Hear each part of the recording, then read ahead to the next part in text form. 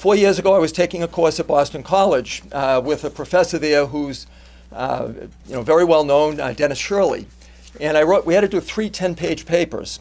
And one of the papers that I wrote, they had to be on education. So it was a history of education. And one of the papers I wrote on, no one had ever done it before, it was on the schools, the factory schools here in Waltham. And I handed the paper in, and it was, I thought, an average paper. And Dennis Shirley had said to me, I've never heard about any of this stuff before. And I said, yeah, it took place in Waltham. And he said, well, maybe this summer we could do an independent study and we could work on it and see if we can get it published. So that began a 3-year project. 1 year at the Baker Library going through the Boston Manufacturing Company records, the Baker Library at Harvard University. 1 summer at Mass Historical Society going through the company records of the records of Francis Cabot Lowell and Patrick Tracy Jackson, and another year at the Waltham Public Library going through their records and really looking at something that had never been investigated before. And it's a fascinating story, and I'll give you a brief overview. Good place to begin is Francis Cabot Lowell. Famous man, he was born in 1775. He was born in Newburyport. Young age, he comes down to Boston. And he was a member of a prominent family. George Washington had appointed his father as a judge. He was well known. He was accepted at Harvard at the age of 14. And that was common. But at 14, he goes to Harvard. He's accepted there in 1789. He did exceptionally well in math. His senior year, he pulled a college prank. He lit a bonfire in Harvard Yard. He was, the phrase Harvard used was he was rusticated. He was expelled. And he was sent to Bridgewater to live with a Puritan minister to kind of tame him.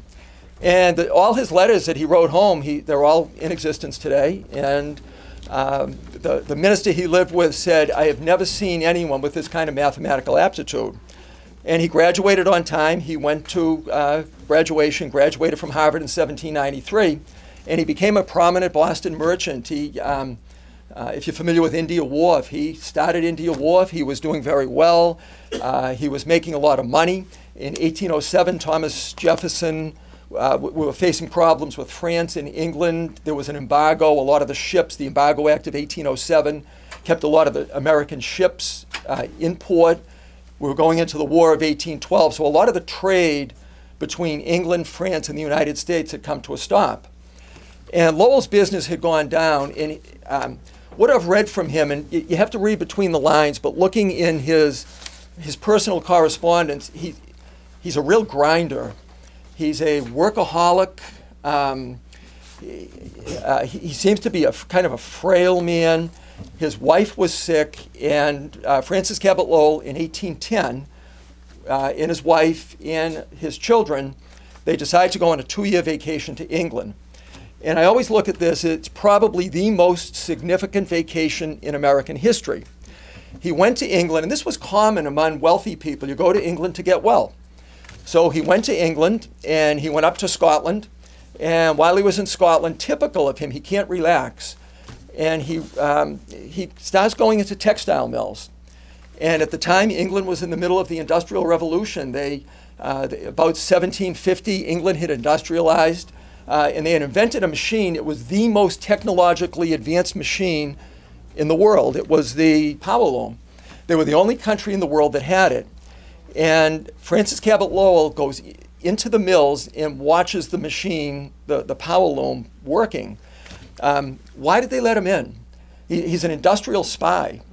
And they let him in. And some authors have claimed, and I think they're wrong, they claimed that for hours he stood in front of power looms just looking at them and memorizing things and asking questions. I don't think that happened. My theory is that he went into the mills. He has his photographic memory. He's a mathematician, and he's looking at the machines, and he gets a general understanding of how they work. And one of the controversies, some of you might have heard of Robert Owen, and he was a utopian textile manufacturer in Scotland, in New Lanark, Scotland. And he wanted to prove that industrialization could succeed without degrading the workers. So he opened up in New Lanark, Scotland, all kinds of textile mills. He opened schools. He opened churches. He had all kinds of benefits for the workers. And Lowell never wrote down where he went. He never actually said, these are the mills I visited. He had to keep all of this secret. But people have always wondered whether or not Francis Cabot Lowell actually, if he was inspired by what he saw at Robert Owen's mill. And one of the interesting things, if you look at the Boston Manufacturing Company on Moody Street, if you look at the way it's positioned to the waterfall, it's horizontal.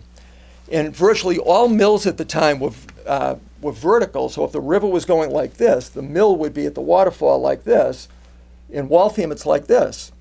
And the only other place where that takes place is Robert Owen's mill.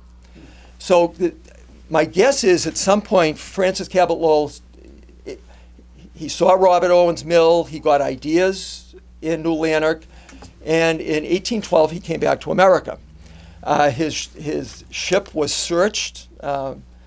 It was pulled into Canada, it was pulled into Halifax. They searched his luggage to see if he had any of the plans for the textile machinery, and he had none. It was all up here. He had memorized everything. And he came back to Boston, and he was determined now he was going to open up textile manufacturing in the Boston area. He had an uncle who had tried this up in Beverly back in 1789. He had lost a ton of money. And his uncle said to him, George Cabot, said, don't do this. He called it a dangerous and visionary scheme. He said, you're going to lose your shirt. But when you look at Lowell, everything he did was methodical.